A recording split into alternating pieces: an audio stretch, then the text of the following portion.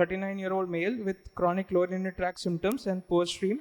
He underwent VIU twice in the past, and the last instrumentation was 6 months back. On examination, he has a circumcised phallus and the meatus is normal. RGU is suggestive of a proximal bulbar stricture. So the plan is an augmentation urethroplasty or a non-transecting anastomotic bulbar urethroplasty. This is the RGU image.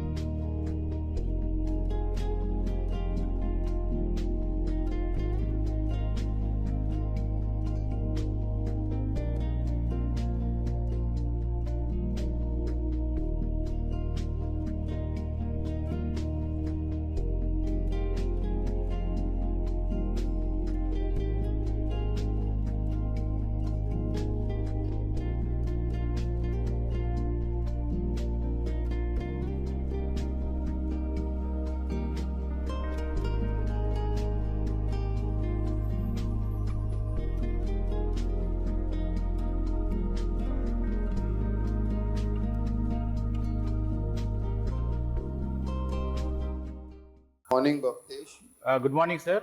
Good morning, one and all. I welcome you all to the Urethra conference. This is the second edition. So coming to my case, my assistant or my associate is Dr. Amish, and we have our anesthesia team and our sisters who have scrubbed with us. The case is actually a bulbar urethral stricture. Initially, we thought we would do a non-transecting anastomotic bulbar urethroplasty end-to-end. But during the scopy, we had a difficulty seeing that there is a proximal squamous metaplasia. So there is a larger length of stricture compared to what we were expecting.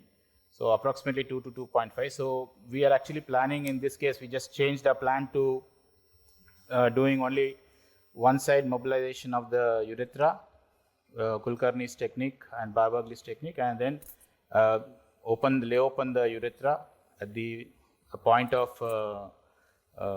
the stricture and preserve the distal part of the muscle, if possible, of the bulbospongosum, and then plan a dorsal only augmentation urethroplasty with the Joshi step, that is the plication of the ventral plate, if possible. That is what my plan is. So far, we have actually done the dissection. We have, since the surgery is the same for every urethral surgery, the skin incision and everything. The landmarks, what I would suggest is very important is the bulbospongiosus muscle for any urethral surgery. So based on this, we can plan whether you can do ventral approach or dorsal approach. In this, we can also do a ventral approach, but just for a demonstration's sake, I am planning a dorsal only local mucosal urethroplasty. Any comments, sir? Dr. Bhavtesh, Chandramohan here. Yes, sir. How will you decide whether you should go for a dorsal or ventral approach? Yes. On what basis? Based on the length of the stricture, retractor.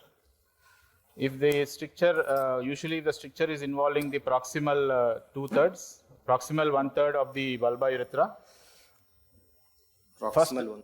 First is the landmark is bulbospongious muscle. If the stricture is involving proximal to the lower part of the margin of the bulbospongious muscle, we can do both the approaches, either dorsal or a ventral approach. If the stricture is extending distal to the bulbospongious muscle, then the ideal preference would be only a dorsal approach. Ventral approach would be preferred more proximal strictures, and in obese patients, post-URP status, you can do a proximal, whenever there's a proximal stricture, we do a ventral approach. Dorsal approach is versatile. You can do both for any stricture. Dorsal approach is a versatile technique, but ventral approach, whenever you're planning, it should be the proximal distal external stricture should be proximal to this part of the bulbospongious muscle.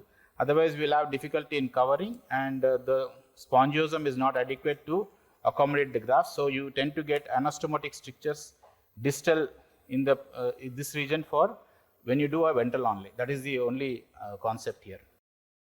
Anything else, sir? What was your initial plan for excision and anastomosis, sir? Bhavtesh? No, sir.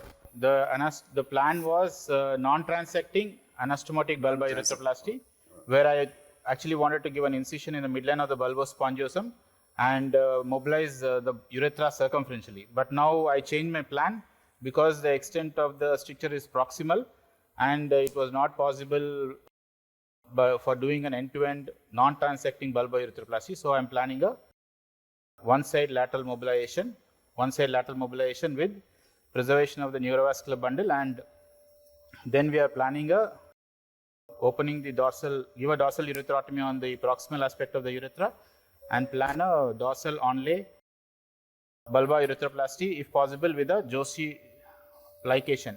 That is a Joshi stitch, which has been explained by Pankaj Joshi, who is in OR1,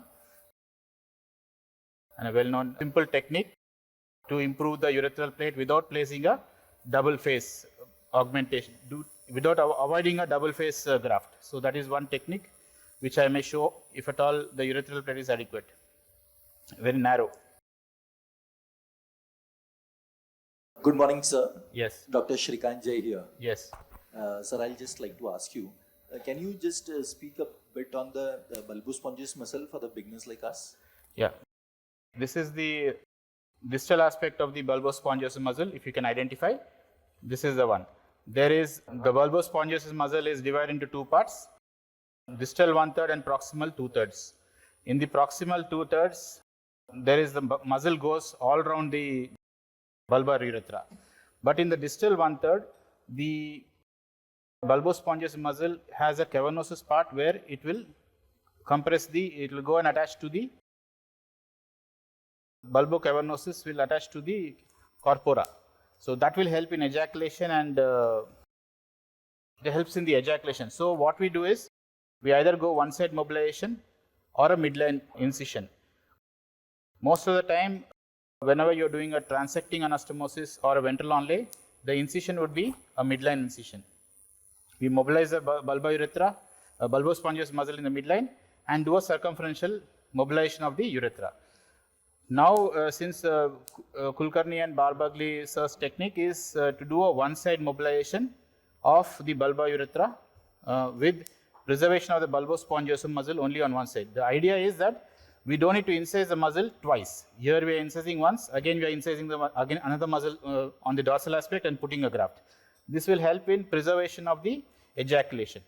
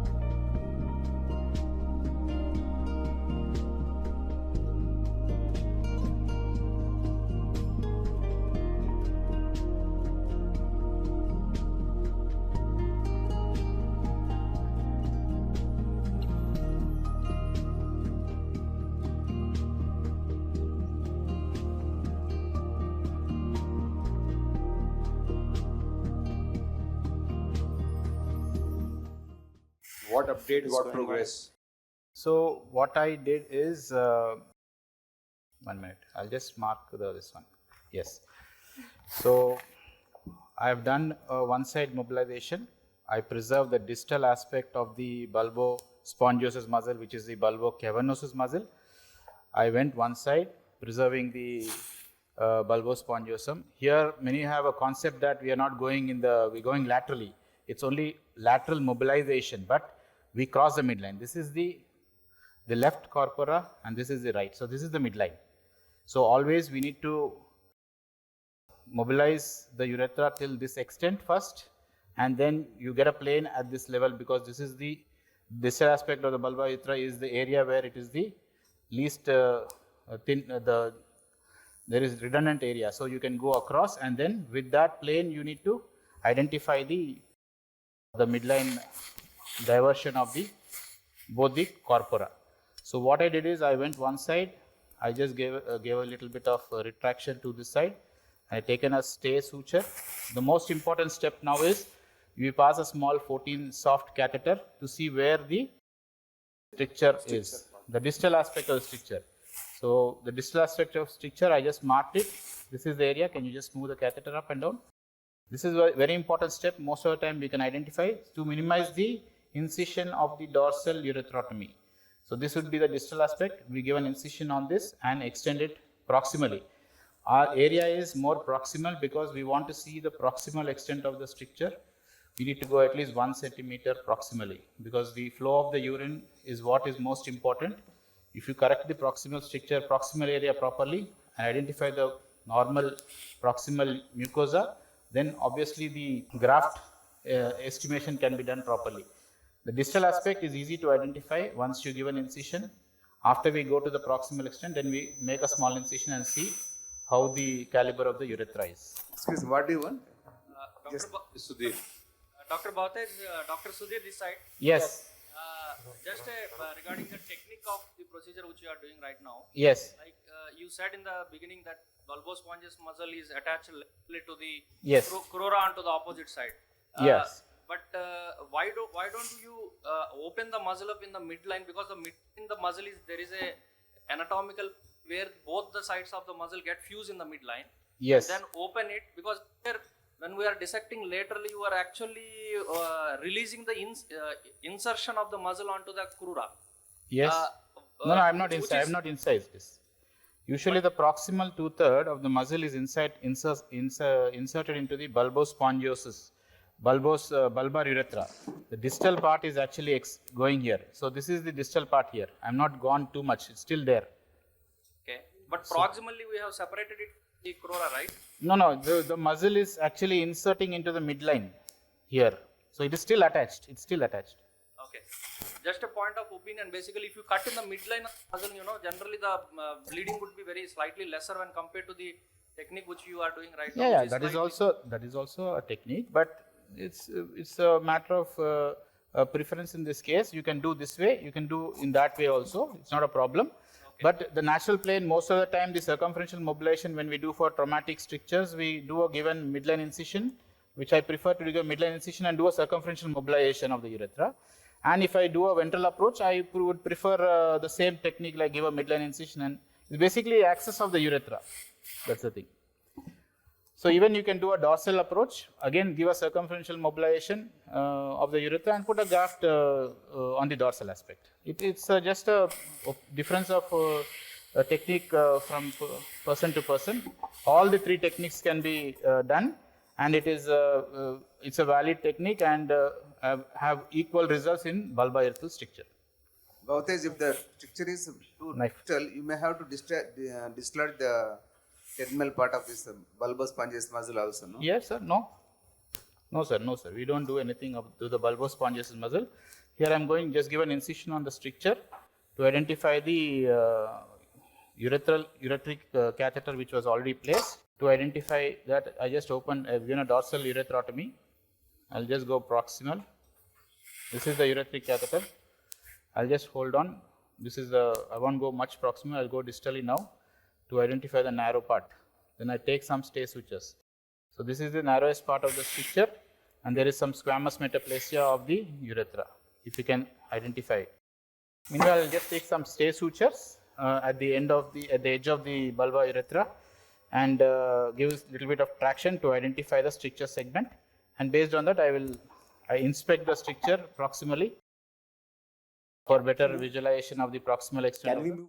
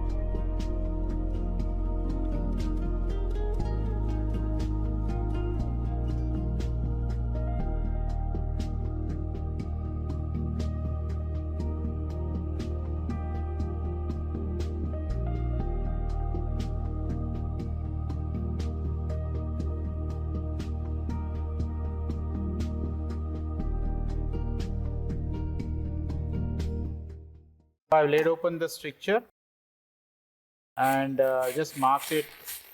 This is the proximal extent. Dr. Bhautej, Yes. what is your take on methylene blue installation?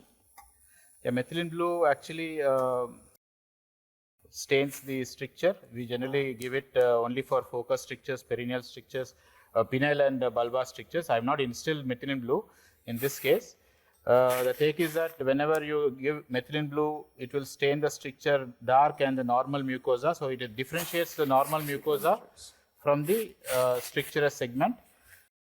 Since there was a near obliteration, this is a segment which is near obliterative stricture. We are not able to negotiate a scope, and there is some squamous metaplasia here. So little dense fibrosis is there. So my plan is to just give an incision on the ventral urethral plate. This is the ventral urethral plate. And incise this part and do an anastomosis here and put a graft. Here Joshi's technique cannot come because we can do a lateral plication of his technique here, and that inside it will get crumpled otherwise here because it's a very dense fibrosis. So I just excise this part and do an end-to-end few sutures of 5-0, and I do a Joshi's plication technique here and here. And then I put a dorsal onlay augmentation urethroplasty. So This is- what length would you be comfortable excising? what length? The width of that excise segment, to what extent you would be comfortable?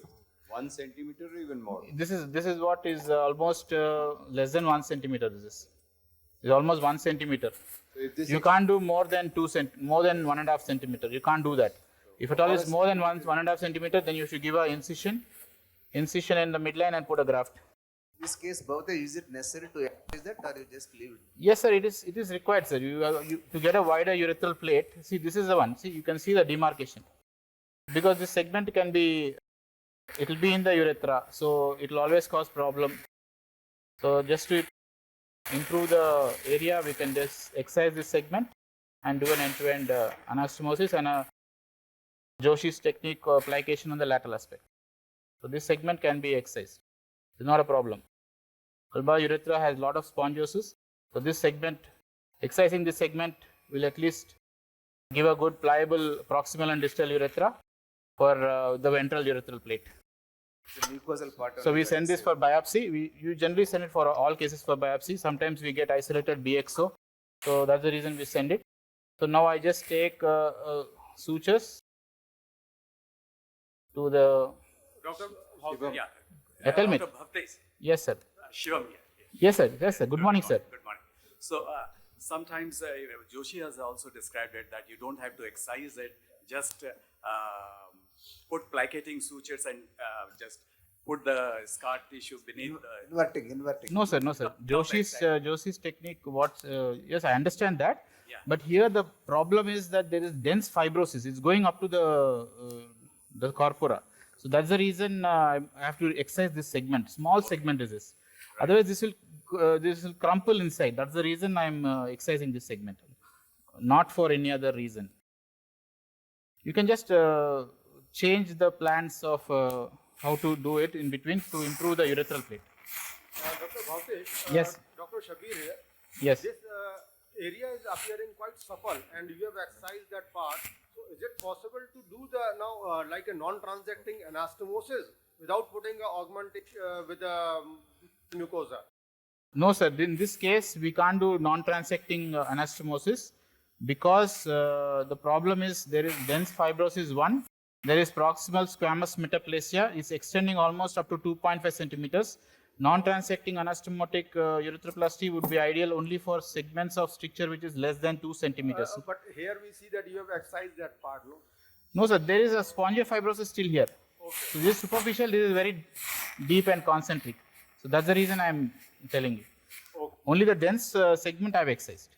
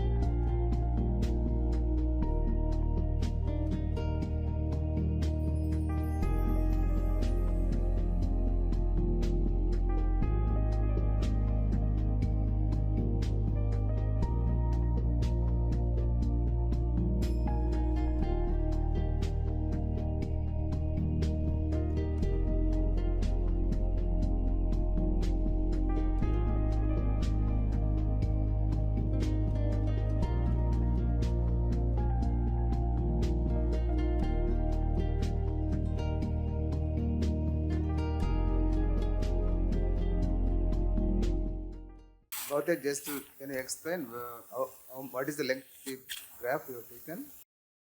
The graft is around 4 centimeters, sir. And I've done the excision and I've done the anastomosis here. Okay. So it is fine. I will take one more stitch when I put the graft here. I will not do it now. Proximal is wide open, 30 caliber, and distal is 30 caliber. With the bougie I've just done just a few seconds, a few minutes back. Now I'm taking a proximal stitch at the apex of the bulbar urethra. The normal. Any special needle or what is it? This is a 4-0. This is the Thiel's gorget. This is the Thiel's gorget just to protect the suture from not going across the ventral urethral plate also. So it just prevents taking a bite from the ventral. So you will have a very good view of what you are taking. So that will help you. It's a protective device where it can help you how to take a proximal stitch. So I will take 3 stitches. One is proximal in the midline and 2 lateral stitches around at 11 o'clock and 1 o'clock. After that, once I take these interrupted stitches, then I'll put a graft dorsally and I'll fix the graft to the corpora, underlying corpora. Bhavtesh sir, Dr. Shrikant here. Can you just enumerate about how have you prepared your graft? How thick or thick you wanted this graft, and how much you have excised from the raw surface? Excise, I will not do excision anything of the graft now. What I'll do is I'll put the proximal segment, approximate the buccal mucosa to the proximal segment first, and then only I will excise the distal segment which is excess. So sir, I just wanted to know like how thin you wanted this graft, or do you excise the below part, that is the fat, or you want it very thin or a thick one? No. What we do is we just be little bit of fat, is little bit of muscle we excise. This is the salivary tissue which is there. There is actually no fat here. Basically it's a salivary tissue which is there, which looks yellow. It's the salivary tissue which is there, which is not fat. We don't remove all that. It will help in giving the flexibility to the graft. So if you excise too much, the graft is going to shrink. So we don't excise too much of this yellow pad of tissue which is here, which is the salivary tissue. Muscle you can excise, little bit of muscle which is there. Here you can just trim it. Most of the time I don't do anything, I leave it thick because the bulbar urethra requires a thick graft. So I just leave it. Do you put in some fenestrations or some holes so that No, we don't do fenestrations to the graft because we are going to take continuous sutures through the graft and fix it. So that will be sufficient for the imbibation of the graft, and any serous liquid coming out from or liquid, that will be sufficient. We don't do any serrations or fenestrations into the graft. We don't need to do that. Usually how wide is this graft? 1.5 centimeters wide.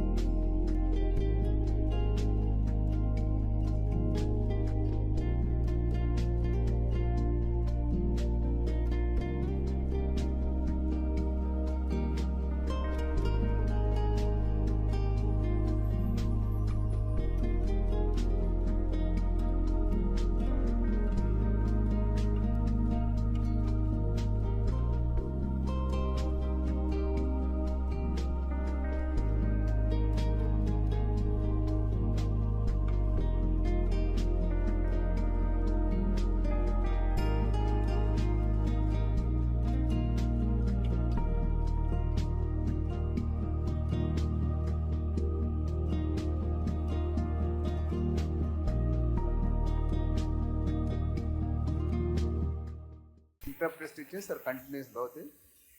So I've taken the proximal ones interrupted sutures. So 1, 2 and 3. Okay. So that is the interrupted sutures. Then I've taken one row of quilting sutures. This is from here I started one row of quilting sutures. So I spread the graft little laterally towards the opposite corpora also, so that we have a good, so it is not dorsolateral application of the or harvesting or fixing the graft. It is exactly in the midline, and we go to across the corpora to other side. So it is not dorsolateral buccal mucosal graft augmentation. It is basically, it is a dorsal onlay graft augmentation. So I will do 3 rows of quilting. This is the second row which I am going to do. So I just take a small bite on the graft. Sometimes it is very deep. So I just take a small bite on the graft so that we don't, sometimes it doesn't go across into the proximal or deep corpora. The tissue will be very deep. So I just take a small tissue over, a stitch over the graft like this, and then apply. It will just stabilize the knot and the suture with the graft. And then this is the second row of quilting. I just fix the graft like this and then go for the second row of quilting. So this will help in fixing the graft to the underlying corpora. Most of the times you take 3 rows or just 2 rows will be? Most of the time 3 rows will be sufficient.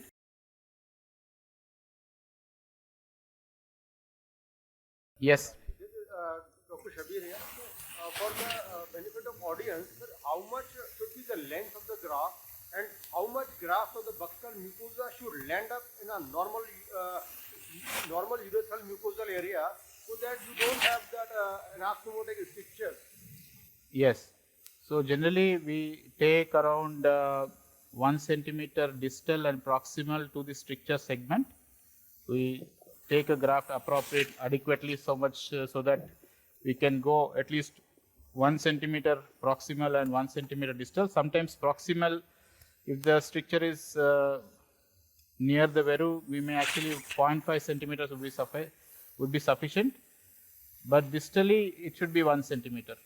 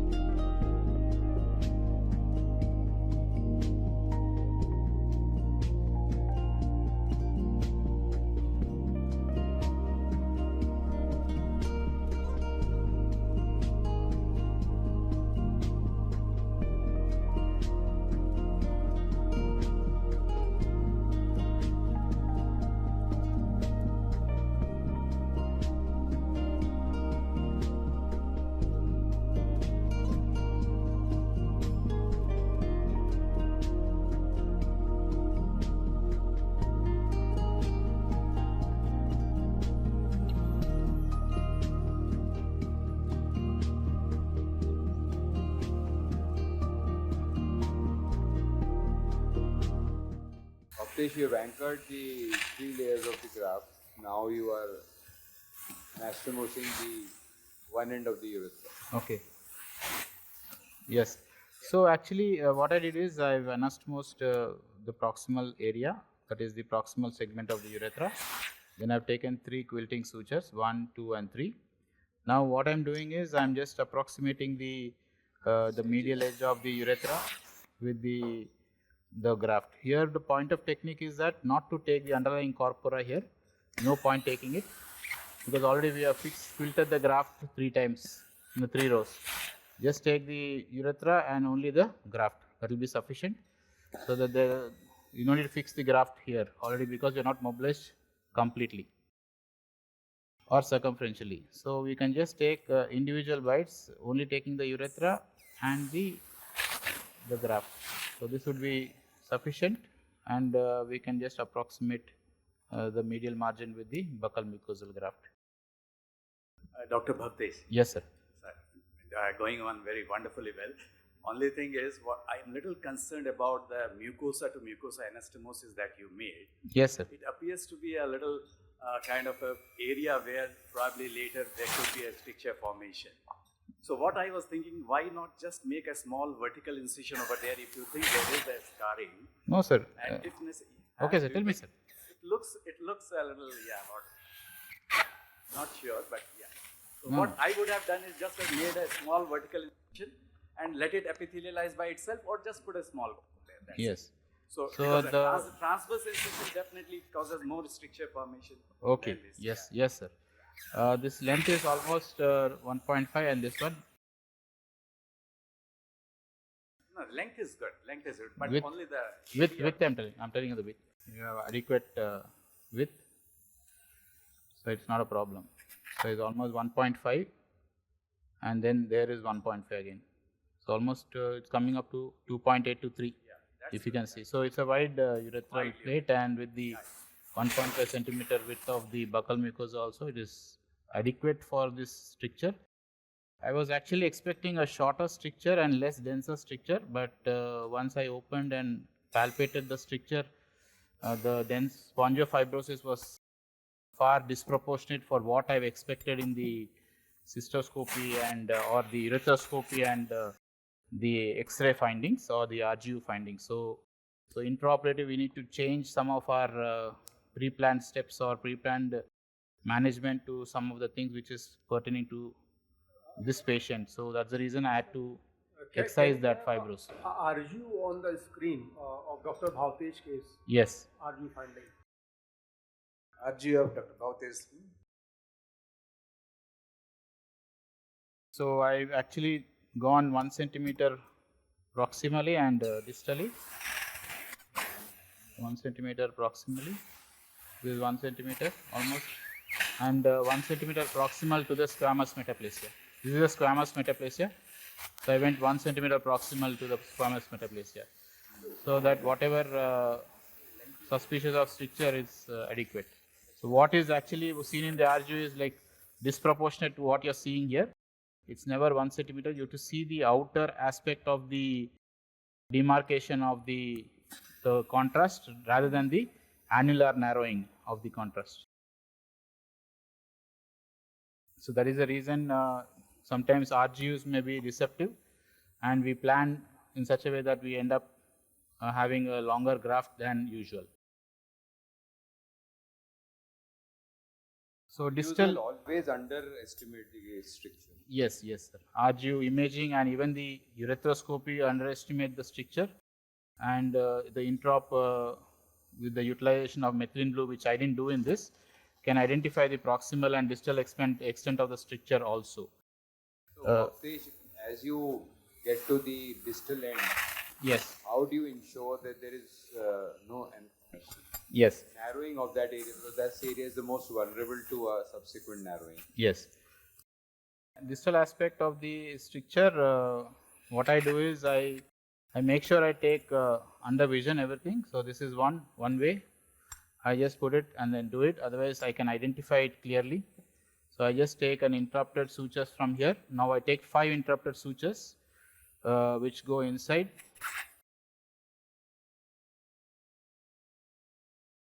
5 interrupted sutures. This is the first one. The second one will be here, and I will avoid the apical bite.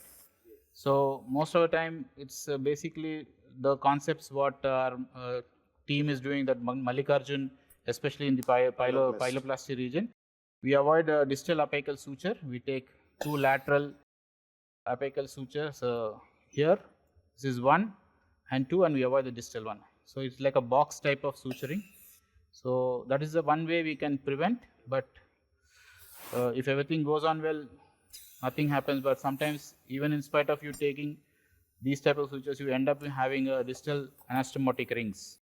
So we need to be meticulous, especially in this aspect, because the proximal is wide enough, but the problem always comes with the distal aspect, where we sometimes neglect it, and we have a recurrence in the distal aspect, which is more critical for the patient. And the problem with distal aspect stricture is it is towards the penile urethra or the corpus spongiosum. The distension of the urethra is minimal, and you tend to develop a dense fibrosis. So that is going to be a problem. So even a OIU or endoscopic management will fail. So in those cases, we need to do a redo urethroplasty. To avoid that, we actually have to be meticulous, especially now, to prevent any distal anastomotic rings. So 2 sutures are done. So I'll just go till little more, one more suture on the just adjacent to the apex, so that we don't take the apical bite.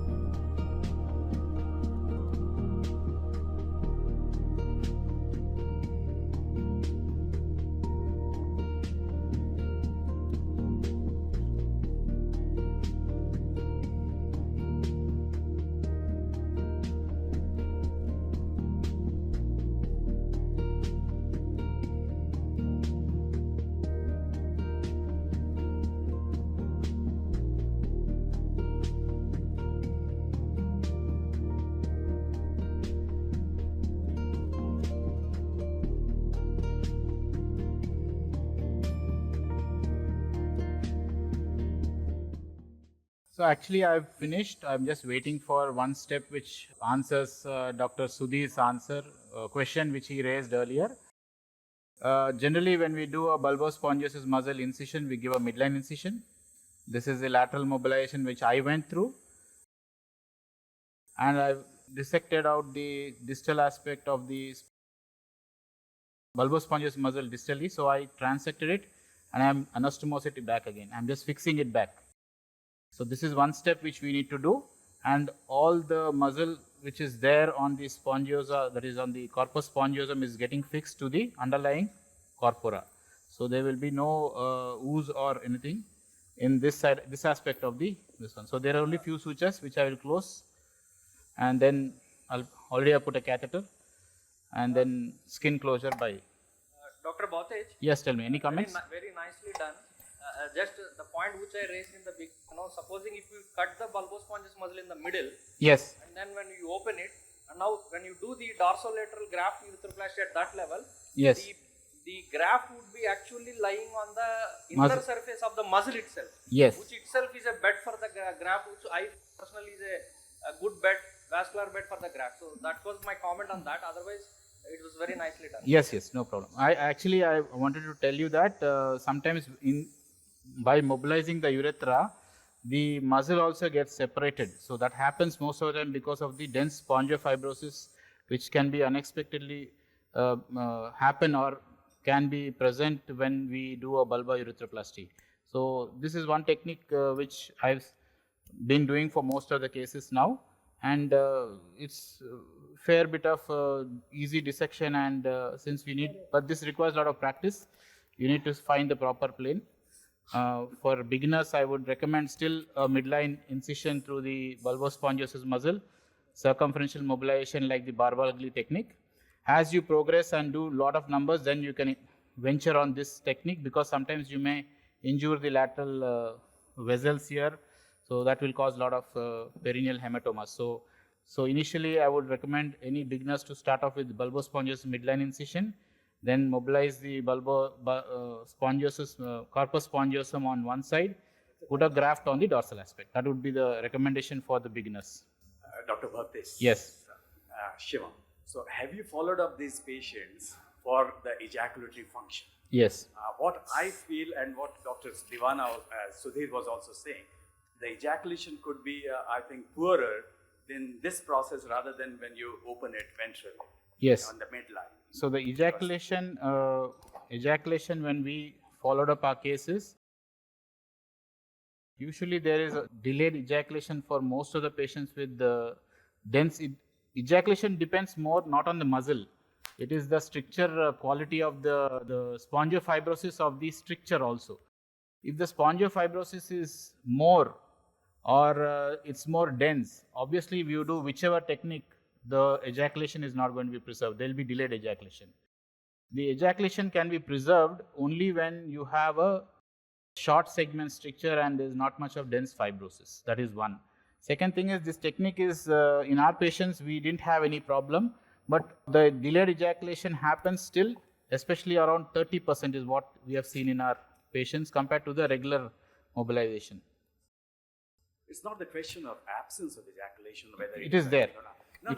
What I am telling that if the bulbospongiosus is not working properly, then it will cause problem with the emission. Yes. The rapid spurt that usually the ejaculation has would be hampered. Yes. It's not that the ejaculation will not be there. Yes. Projectile ejaculation. Projectile ejaculation. That will hamper in any stricture disease, sir. So that is going to happen for any stricture disease. So once you put a graft. Bhattej, Rajiv Kore here. I just want to ask you a question about your comment on the squamous metaplasia. Yes. Squamous metaplasia generally occurs because of the pressure effect to Yes. the distal stricture. Yes. And that particularly is not something that we will decide our plan of management or change the plan of management. Is because of the spongiofibrosis that you felt that you altered your. Yes. Or it is also due to this squamous metaplasia that you observed. Yes. So the turbulence of whenever there is proximal squamous metaplasia, there is always a superficial tissue which is degenerative and causes superficial mucosal strictures. So once you do the dorsal onlay and you fix yourself only to, this is the stricture segment, and you just put a graft there, and don't go proximal to the proximal squamous metaplasia, whatever is there, you tend to get late recurrences, especially after 2 or 3 years.